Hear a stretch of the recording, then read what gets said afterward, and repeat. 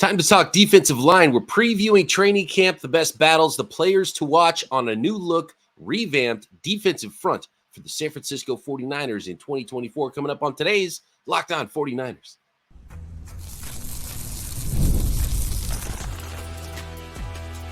You are Locked On 49ers, your daily San Francisco 49ers podcast, part of the Locked On Podcast Network, your team every day.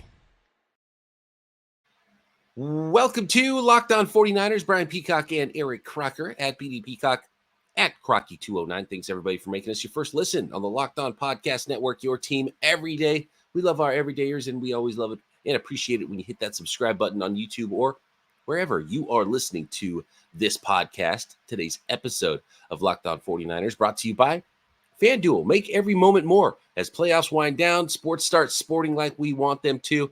This summer, FanDuel is hooking up all customers with a boost or a bonus daily. That's right. There's something for everyone every day, all summer long. All you got to do is visit FanDuel.com to get started. All right, Croc, D-line. It's been the strength of the San Francisco 49ers team ever since they took that step and started being a Super Bowl contender in 2019, and really beyond the Kyle Shanahan and John Lynch era when DeForest Buckner and Eric Armstead were drafted by the previous regime. Both those players are gone inside. The 49ers do have Bosa, who they drafted in 2019, still the best player on maybe the entire football team, the most important player on the team. And that's including quarterback Brock Purdy. That's including wide receivers and running backs and even Trent Williams at left tackle. In my opinion, Nick Bosa is the most important player on the entire team. But the group around him, Croc, has changed. It's changed slowly, and last offseason changed pretty rapidly when you start considering the depth and two of the four starters on the defensive line. And to be honest with you, I don't even know exactly who the starters are going to be for the 49ers on the defensive line, which is an interesting place to be here in July as we get ready for training camp this season with the 49ers. And I know exactly what to expect from Bosa. I don't know what to expect from the rest of the group, Croc. No, this is a group that I'm really excited about. I remember entering last season, looking at it, I'm like, okay, they got Hargraves, that should really help. It's going to help Armstead. You got Nick Bosa. But man, what are they going to do at that opposite edge rusher position? And I always felt like, man, if Drake Jackson doesn't take that next step, 49ers is going to be in real trouble because where's the pass rush going to come from? Obviously, Nick Bosa is going to get a lot of the attention. Nick Bosa held out, wasn't 100% exactly the Nick Bosa we're used to seeing, although he was still very good, of course. But I think because of the lack of pass rush, they needed him to be a little bit more, and they went and they got Chase Young, and that didn't quite work out ideally the way, even though I feel like there was a slight bump in just how the defensive line played. It still wasn't what we were used to seeing. And you fast forward to this year, and we're going to talk about all the additions, but you lose Eric Armstead, you add a guy like Malik Collins, you add Leonard Floyd, and then, there is a guy like Gross Models, and we'll see what kind of pass rusher he is. But if you just rattle off the starters, and I know you said you don't know quite who the starters are, but I'm going to assume it's Bosa, Hargraves, Collins, and Leonard Floyd. I am more excited about that starting group than I was about the 49ers defensive line to start the season last year. On paper, I think that's the starting group. It might be Yetur Gross-Matos is like a bigger end, and then Leonard Floyd is sort of a rotational guy that comes in more pass rush situations. We'll see how they put all of that together. Leonard Floyd is an interesting player because he is actually. Hold on, I want to start about some of the. I want to talk about the guys that are newcomers, but I want to finish up on the ones that we know what exactly to expect, and the guys we've seen here, which is Nick Bosa. He's going to be a Defensive Player of the Year candidate. He is every year, and I think he's going to be a better player than he was last year, and a lot of that is because he's going to have a training camp this time, because remember, he signed the week before the season started, and he admitted it affected him, especially early in the year last year. And so when it comes to someone like Nick Bosa and what kind of player he is and what he should give the 49ers, and by the way, he already led the 49ers last year in every category on the defensive line at 95 total pressures, according to Pro Football Focus, most on the team by a lot, almost doubling the guy who was second, who was Javon Hargrave, the most sacks, the most quarterback hits, the most hurries, the most tackles on the defensive line. And second in most of those categories was Javon Hargrave. And I think a lot of fans, and I think me included, I think we've kind of talked about it on the podcast before, Croc. We weren't, I don't know if Javon Hargrave, like I look at his numbers now and I was like, man, I think maybe Javon Hargrave was a little bit disappointing versus what I expected him to be. But I look at the PFF stuff and I look at the grades, and he had 7 sacks. It was tied with Armstead for the second most sacks on the team. He had 52. Quiet 7 sacks. Like if you would have said, "Hey, Crocker, how many sacks do you think Hargrave's had?" I'd be like 3 or 4. 3 or 4. Like, yeah, I remember some moments, but it didn't feel like pushing 8. Like, because 8 is, especially for an interior pass rusher, it's like, 8 is a really good number. 7 is obviously very solid, but I didn't quite feel that throughout the season. And I think where he fell short was probably in the run defense. And I wonder if, new defensive coordinator, it's not a new system. I don't want to say that because we know it's the Kyle Shanahan defense that the 49ers are running now. But maybe the way they're going to attack gaps, the way they're going to do things up front, maybe that'll help, because Javon Hargrave was a guy who started his career as a straight up nose tackle. He was a zero technique over the center for the Pittsburgh Steelers, 320 pounds or whatever it was when he came into the league. And now he's developed into a pass rusher. And I think the 49ers needed to do a better job of keeping blockers away from the second level. And I'm looking at Nick Bosa, who had one of the worst tackling grades on the team. He missed a bunch of tackles, even though he was, graded out great everywhere else and was the highest graded player on the 49ers defense. Real quick. Yeah. Peacock, when I think I talked about this with the linebacker group, but like, in my opinion, just all missed tackles aren't created equal. So is Nick Bosa missing a tackle because he's fighting off blocks and he's trying to get to somebody and he gets a hand on him? Maybe he slows him down, but that guy keeps going and then somebody else tackles him. Like, is that considered a missed tackle for Nick Bosa? And I'm not trying to, bail him out of this, but, I think a lot of it, there's this clip floating around right now on the 49ers Twitterverse, and it's Fred Warner. And it's that play against the Rams where he's sprinting across the field. Somebody's like on the ground. He dives over him, hits the running back while he's in the air, right? And just torpedoes him. And everybody's like, oh my gosh, like Fred Warner. And it was an amazing play. But why was the ball carrier airborne? The ball carrier was airborne because Talanoa Hufanga came in, went low.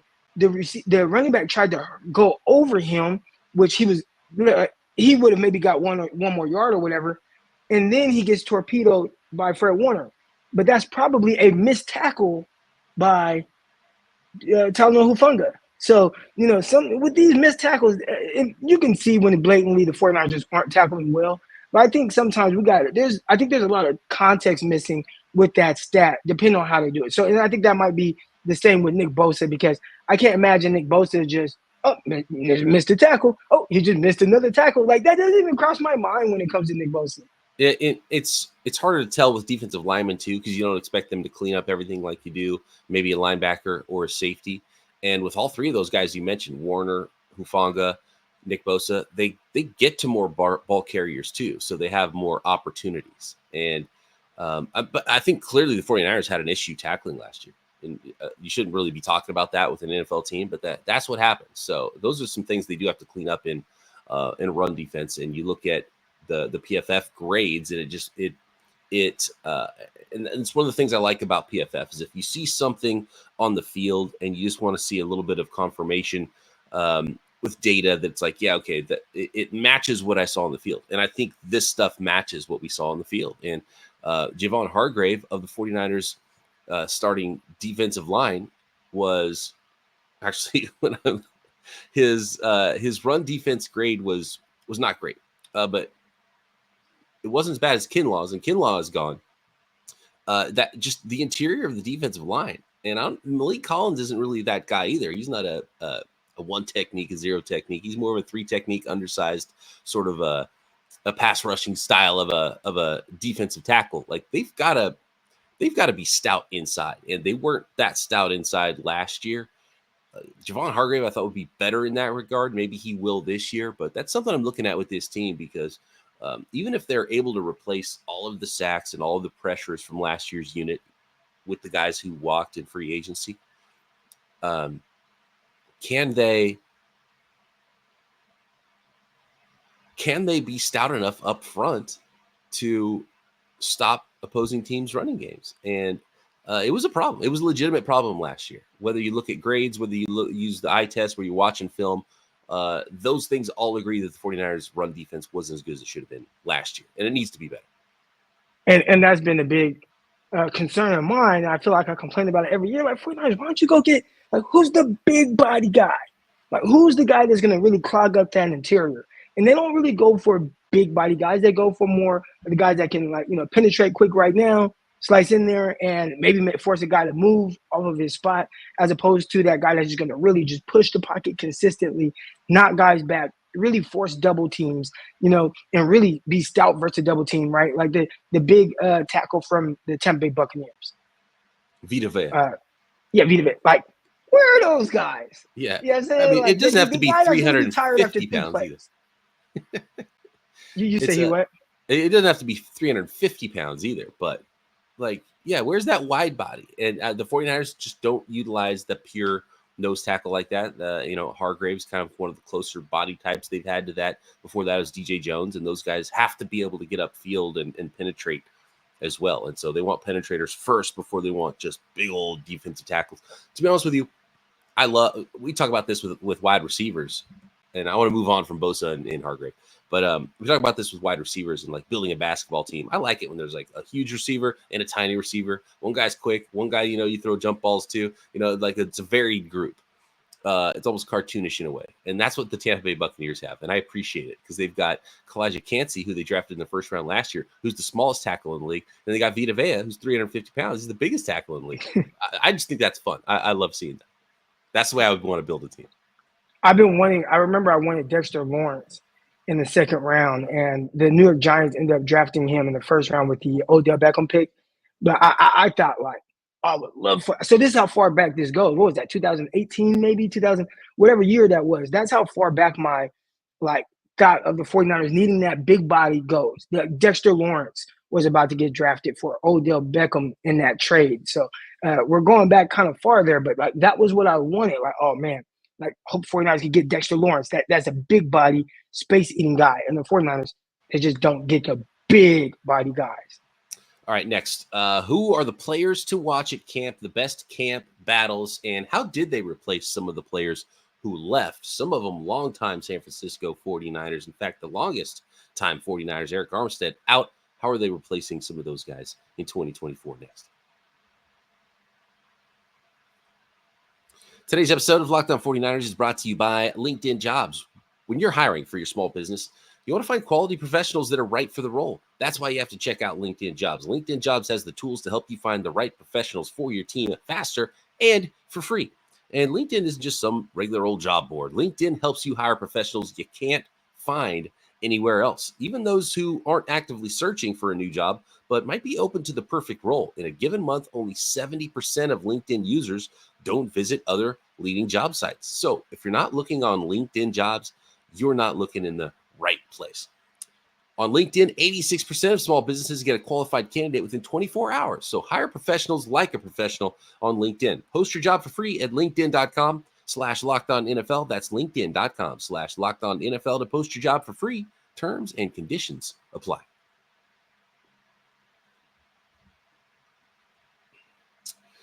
All right, Croc. The names, let's go through the names first here and then talk about the battles potentially that are happening and the players we're looking forward to see in training camp most. The 49ers lost. I mentioned him earlier. Eric Armstead. 5 sacks in the traditional stat category. He got credit for 7 sacks at PFF. PFF doesn't count half sacks. So if you got a half sack, if you're in on the sack, you get a credit for a full sack. So that's why the numbers are different. Sometimes at PFF, they do things a little bit differently. But the 49ers lost Eric Armstead. He's back with Baalke in Jacksonville. We got Cleveland Farrell's gone. Javon Kinlaw, former first rounder, is gone. Drake Jackson is in the house. He kind of left the team after 8 games last year with an injury, and it was not clear how long that injury was going to take. And we'll see if he's still injured, if he's in a doghouse situation with the 49ers. But he's almost in a limbo for me, even though he's not gone, and he's still in the 49ers roster, former second-round pick. Kerry Hyder's gone. The 49ers no longer have, where are we at? Chase Young, Randy Gregory. The 49ers lost just a number of players on the defensive line, and obviously there's some new faces to replace those guys. Leonard Floyd, Malik Collins at defensive tackle, Jordan Elliott brought in as a free agent from Cleveland at defensive tackle, Yetur Gross-Matos, free agent from the Carolina Panthers, brought in as a defensive end. And then there's Austin Bryant. There is Robert Beal, the 5th rounder from last year. Alex Barrett still around for the 49ers. And in the interior, Kevin Givens is a second wave player that the 49ers have liked for a long time and is a really solid depth piece for them. Kalia Davis, we'll see if we get any impact from him, the former 6th round pick in 2022. T.Y. McGill, Evan Anderson, undrafted free agent this year. Shaquille Brown, who they brought in post-draft as well, who's bounced around the league a little bit. That is the group. That is the group of defensive linemen for the San Francisco 49ers. Of that group, which players are you most excited to see for the first time in a San Francisco 49ers uniform, or see again in the San Francisco 49ers uniform? I think Leonard Floyd. As far as like a newcomer? Yeah. Oh, yeah. I'm interested to see how much juice he still has. He's 31 years old. He'll be 32 by the time the season starts. September 8th, he'll be 32. So, that's getting up there in age for an NFL player. 9th NFL season for Leonard Floyd, but he's coming off a year where he was productive. And if you want sacks, he's the guy that's going to give it to you out of all the names on that list. 10.5 sacks last year. That tied his career high. He had 10.5 sacks in 2020 with the Los Angeles Rams as well. And then the 2 seasons in between those 10.5 sack seasons, he had 9.5 and 9 sacks. So over the last 4 seasons, he's averaged about 10 sacks a year. And if the 49ers get 10 more sacks from Leonard Floyd this year, I think they would be extremely happy. And I think it would be a fantastic addition because that's what they need. They need somebody to match with Nick Bosa to get pressure on opposing quarterbacks on the other side. Yeah, no, definitely. I mean, he's a guy, he's kind of longer than I remember when he was coming out of school out of Georgia. This just makes me feel a little old. When we're talking about these guys like Leonard Floyd, who is a vet, you're saying, oh, man, he's pushing 31 years old. It's like, dang, I feel like it was just yesterday I was looking at Leonard Floyd coming out of Georgia being drafted by the Chicago Bears. But this was a guy, I think he kind of had to find his way. He was more of a 3-4 outside linebacker coming out. He wasn't like this 4-3 in type backer. My uncle's big ass wolf dog, whatever that is. He wants to go outside. Yeah. I'll let you out in a second, man. Let me finish this tape. All right, but Leonard Floyd was a guy who I have more expectations for, and it's not like these huge expectations, but can you just be better than what Drake Jackson was? Right, and you didn't get much out of him, but can we have more confidence that we're going to get more pass rush productivity out of Leonard Floyd than we did Chase Young, than we did Jackson? And if you do, I think that would make a huge difference in the 49ers defense. And we're talking 5.5 sacks combined from Drake Jackson and Chase Young last year, and those are 2 players that were disappointing for the 49ers. And a lot of the reason you bring in Chase Young is you're trying to get more production than you got from Drake Jackson. And as much promise, as much athleticism, as much ability as those 2 guys had, and Drake Jackson obviously still around for the 49ers, those were disappointing players. And Leonard Floyd is a veteran. You know exactly what you're going to get. And you're right, Croc, he was kind of that stand-up outside rusher, which is why I think he might not necessarily be a quote-unquote starter for the 49ers. But in those important passing situations, Leonard Floyd's going to be on the field rushing the passer. And he needs to be that guy for the 49ers because they absolutely need that. And they were missing it last year. And even though a bunch of players left, it's not like any of those guys, save Eric Armstead, were massive contributors to the 49ers. So as far as a player who could give you a contribution per snap, like Leonard Floyd is up there with what he's done in his career versus what the 49ers were getting off of the edge last year. And then so you combine him with Yetur Gross-Matos. I think this is the way the 49ers looked at it, is like, okay, we're going to get big-time production from a bigger end, a power player in Yetur Gross-Matos, and then Leonard Floyd, the pass rusher. You combine them together, we've got one really good starter across from Bosa. Do you set the over-under for Leonard Floyd sacks at 9? Probably at 8.5, probably. 8.5. Yeah, I think I would be pretty modest where I would set the over/under, just because of his age and he's some never of the had sacks that he had last year. I mean, there are the hustle plays. Like when you watch Drake Jackson's first game, it's like, oh man, he had 3 sacks. Then you watch how he got the sacks, and it's like kind of hustle plays as opposed to just being like when you watch Nick Bosa get sacks. Yeah. And there are the hustle sacks, but there's also a lot of just boom, boom, boom, sack. Like just, just real quick, beat the guy, put him on his butt, and gets to the quarterback, right? Knocks him down, gets a sack. And that wasn't how Drake Jackson got his 3 sacks necessarily. A little bit more like quarterback holding the ball, moving. Okay, let me try to run away. Oh, I got sacked by Drake Jackson. Right. Oh, where'd you come from? Leonard Floyd had some of those. You got to have a motor in the NFL. It's an important trait for a pass rusher. You're not always going to get those clean, like beat your guy insta sacks. And Leonard Floyd can give you some of those, but you have to have a motor and you have to be able to chase quarterbacks down. And the frustrating thing was like, because last year at this time, Drake Jackson was the guy who's like, oh, I can't wait to see Drake Jackson in camp. How big is he going to be? Is he going to be 270? Is he going to be 255? What role do they have envisioned for him? How do they want him to look? And is he going to develop and have that big second-year breakout? And then he has those 3 sacks. And he didn't get any more sacks the rest of the year. And so he was our player to watch, the guy that we were looking forward to. And so and it's almost like he's an afterthought now for the 49ers after his second year in the NFL. So Malik Collins, Leonard Floyd, Yetur Gross-Matos. Those are the main names the 49ers have brought in to be the main contributors to get the highest percentage of snaps on the 49ers D-line. Those guys have to make good because the 49ers need to not only stay strong on the defensive line, they actually need to improve from what they were last year, both versus the run and against the pass up front on defense. All right, next. Position battles, players to watch in training camp on the defensive line for the San Francisco 49ers. The names I'm most excited to see next. This episode of Locked On 49ers is brought to you by FanDuel, America's #1 sportsbook. And of course, we love sports, and there might not be a ton of sports on right now, and a lot of you would rather be watching NFL football games than watching some of the other sports that's happening right now. Olympic fever, though, is starting to hit the country. I'm seeing it a little bit, and of course, you can find all of those sports and games that are happening in the Olympics to bet on at FanDuel, and of course, Major League Baseball all summer long. But those NFL prop bets, they're pretty tasty. Brock Purdy, 16-1 odds to win NFL MVP. I kind of like those odds. You can bet on week 1, 49ers versus the Jets. Tons of props in the NFL season. Major League Baseball all summer long. And this summer, FanDuel is hooking up all customers with a booster bonus daily. That's right. There's something for everyone every day, all summer long at FanDuel.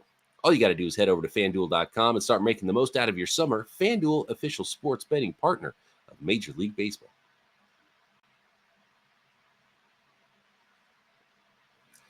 By the way, Croc, last year, do you remember? No, it wasn't last year. It was 2 years ago when we looked at the prop bet for Nick Bosa. It was like 12.5 sacks.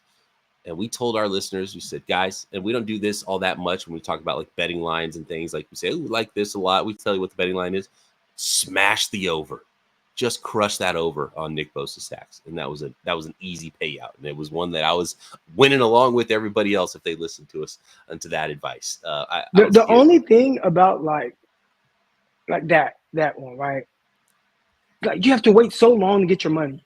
Yeah. So you better put like big money down to where it's going to be worth the wait. But if you say, all right, Nick Bosa, I'm going to hammer the over on his sacks. Let me put $100 down. It's like, are you really going to wait like 4 months to get $100? Yeah, well, that's what you do. So the offseason's about those projections and those season-long bets. But then once the season starts, then you've got the bets that give you the instant payouts when you win those as well. So you do both while you keep an eye on the futures bets. You keep it. You're able to do the weekly props. You're able to do the weekly lines and bets as well to keep that money coming in all the time?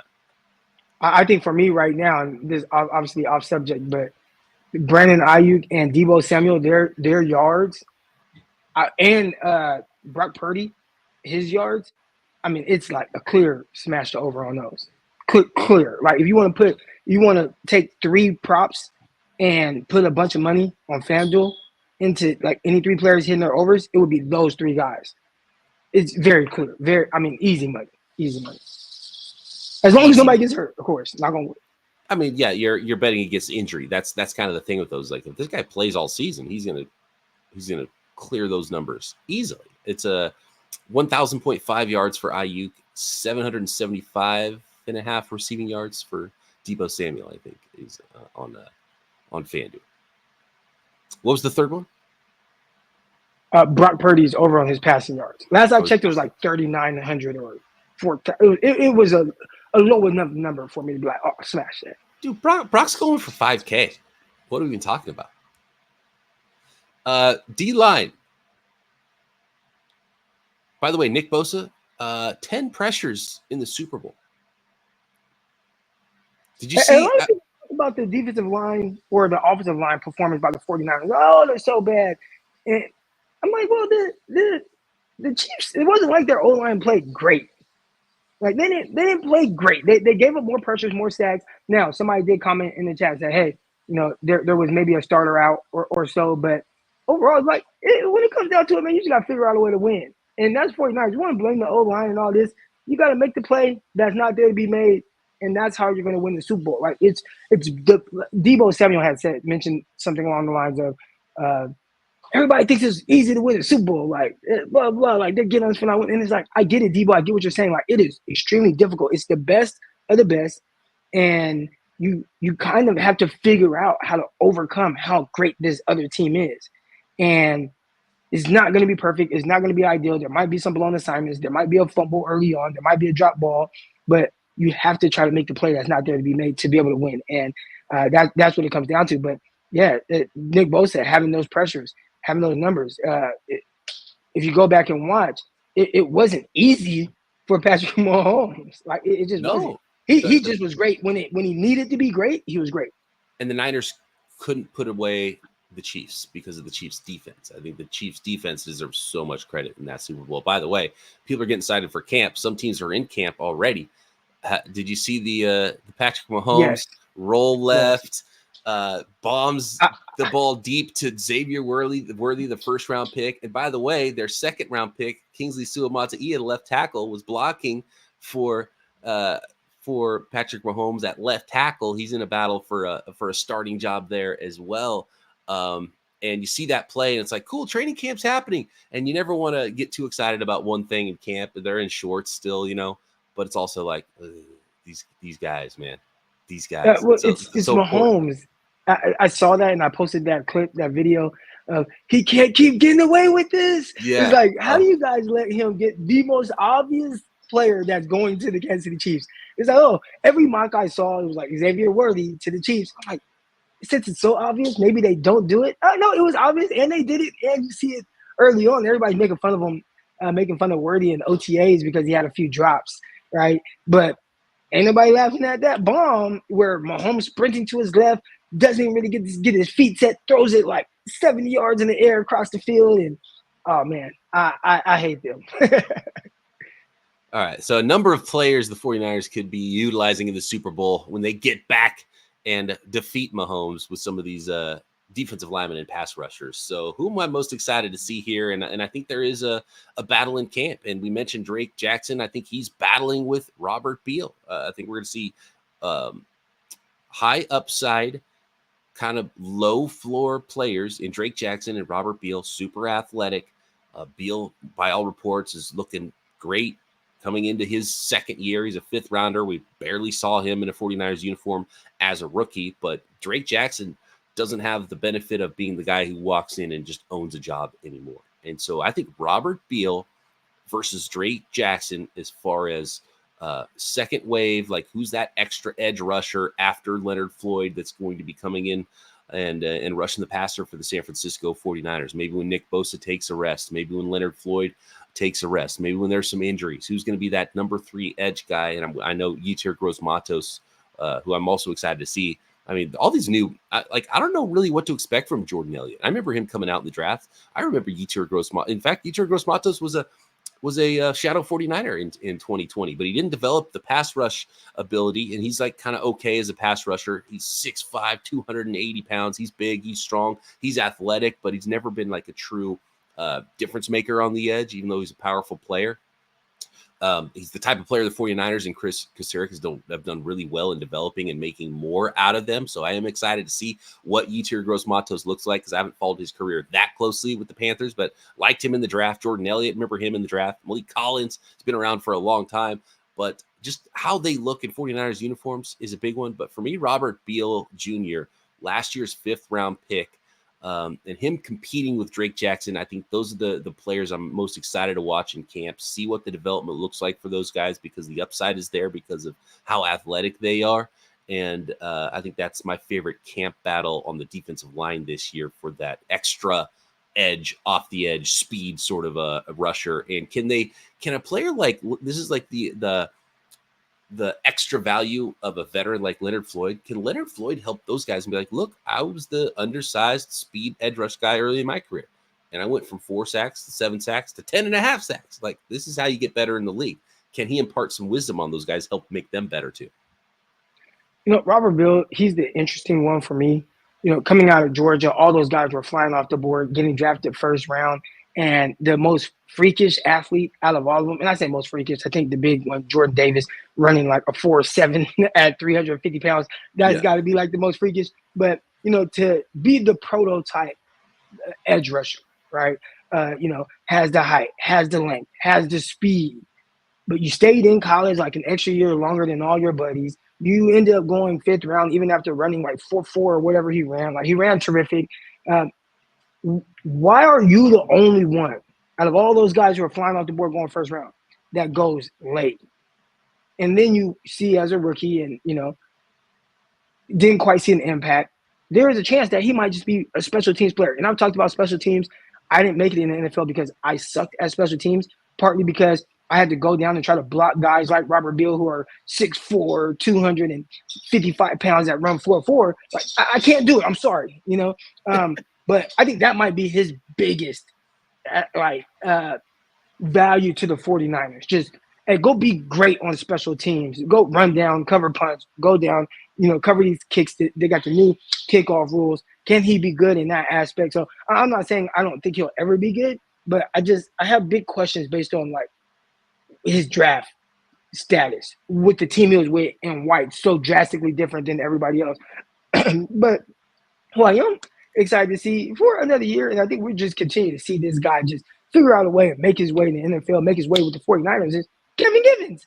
I think he's been like the ultimate reserve player, and I'm always, every year, excited to see him on the field. He comes in, does his job, makes a couple plays in preseason, makes a couple plays in the regular season, but he feels like he's a guy that the 49ers can count on, and I don't know why, but I just enjoy watching him play the game of football. The Eric Armstead, sad to see Eric Armstead go. Malik Collins, I think, is a downgrade from Eric Armstead. How much of a downgrade is huge? How much of an upgrade from a pass rush perspective is Leonard Floyd? I think that's those two questions as far as the starting unit goes is going to go the biggest way in deciding how. And I think there's more there. I think Javon Hargrave is going to be a better player this year than he was last year for the 49ers too. So there's a potential upgrade just in him having another year with the 49ers, especially as a run defender. The way the guys are utilized up front, I'm excited about the defensive scheme and tweaks and what that might look like, because clearly something was a little off last year with the defensive side of the ball and the coaching and the scheme and the players. I think there's an opportunity for them to be better just by being a little bit cleaner on that side of the ball. So we'll see. 49ers defensive line in camp. Let us know who you are most excited to see, what camp battles you want to watch at BD Peacock, at Crocky209. Drop a comment on YouTube. Make sure you subscribe while you're there or anywhere you are listening to this podcast. Thanks for making us your first listen. For your second listen, check out Locked On Sports today, streaming 24/7 on YouTube and on the Amazon Fire. And of course, any number of the 200 podcasts on the Locked On Podcast Network. Your team, your sport is covered. Croc and I back tomorrow, right here, Locked On 49ers.